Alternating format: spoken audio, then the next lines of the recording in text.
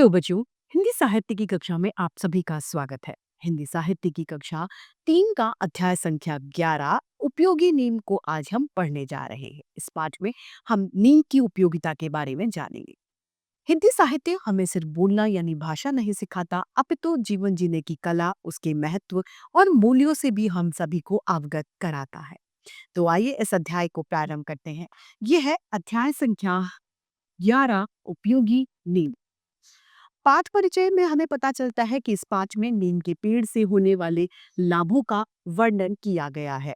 पेड़ पौधों की महन महत्ता को बच्चों को समझाने का यह रोचक तरीका है। आइए इसे पढ़ते हैं। प्रिय बच्चों, क्या आप किसी बुजुर्ग यानी किसी बूढ़े व्यक्ति के मुंह से कुछ ये लाइनें आपने सुनी है? कभी उन्हें बोलते हुए सुना है कि महागुणकारी कड़वा नीम बताते डॉक्टर वैद्य हकीम। क्या बताते हैं बुड्ढे लोग? क्या कहते हैं? महागुणकारी यानी बहुत ज्यादा गुणों से भरा हुआ है ये नीम का पौधा। ये कौन बताते हैं? डॉक्टर बताते हैं, वैद्य बताते हैं और हकीम बताते हैं। सचमुच नीम में बहुत गुण होते हैं। नीम का असली नाम निम्ब है। निम्ब का अर्थ होता है रोगों को भगाने वाला। क्या है? रोगों को भगाने वाला। नीम बीमारियों को दूर भगाने वाला भारत का बड़ा लोकप्रिय यानी सबसे ज्यादा पसंद करने वाला लोगों में प्रिय पेड़ है नीम।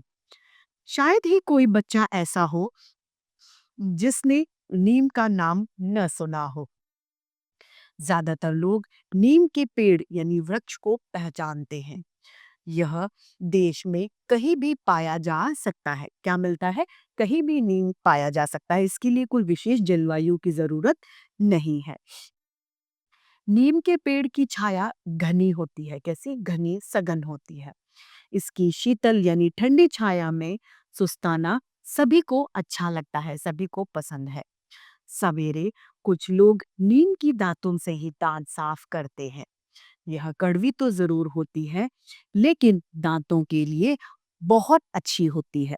जो लोग इससे दातुन करते हैं उनके दांत साफ रहते हैं और उनके मसूड़े दमदार मजबूत बनते हैं। नीम की दातुन से दांत व मसूड़े स्वस्थ रहते हैं, हेल्दी रहते हैं। नीम की पत्तियां कड़वी होती हैं, फिर भी बहुत से लोग सवेरे नीम की कुछ पत्तियां चबाते हैं, उन्हें खाते हैं। नई कपोले, कपोले किसे कहते हैं? नीम के जो नए नए छोटे पत्ते होते हैं वो तांबे की रंग के होते हैं, उन्हें कपोल कहा जाता है, जो दिखने में बहुत सुंदर लगते हैं। उनका रंग तांबे की तरह लाल होता है। बंगाल में चैत्र मास में सवेरे सवेरे इन कोमल पत्तों को कढ़ाई में भूनकर भोजन के साथ में खाया जाता है, क्योंकि ये बहुत ज्यादा उपयोगी होते हैं। तमिलनाडु और आंध्र प्रदेश में नए साल के उत्सव पर नीम की कई पत्तियों को भोजन में शामिल करना जरूरी होता है। नीम की पत्तियों को पानी में उबालकर उस पानी से नहाने की वजह से खाज, खुजली, जो हमें स्किन संबंधी, चर्म संबंधी जो बीमारी होती है उनमें निजात मिलता है, छुटकारा मिलता है। इन पत्तियों को सुखाकर कपड़ों व अनाजों में रखने पर उनमें कीड़े नहीं लगते। चैत्र के महीने में नीम में फूल आने लगते हैं। सफेद रंग के इन फूलों में भीनी भीनी यानी थोड़ी थोड़ी सी खुशबू, सुगंध होती है। इसीलिए गर्मियों में नीम के पेड़ों के नीचे टहलना बड़ा अच्छा लगता है, यानी वो हमें पसंद आता है। नीम के फल मूंगफली के दाने के बराबर होते हैं। कैसे होते हैं? मूंगफली के दाने के बराबर। बरसात में ये फल पक जाते हैं। पके फल के गूदे को बच्चे और पक्षी खाते हैं। जो निम्बोरी होती हैं वो पक जाती हैं, उन वो बच्चों और पक्षियों के द्वारा खाई जाती है।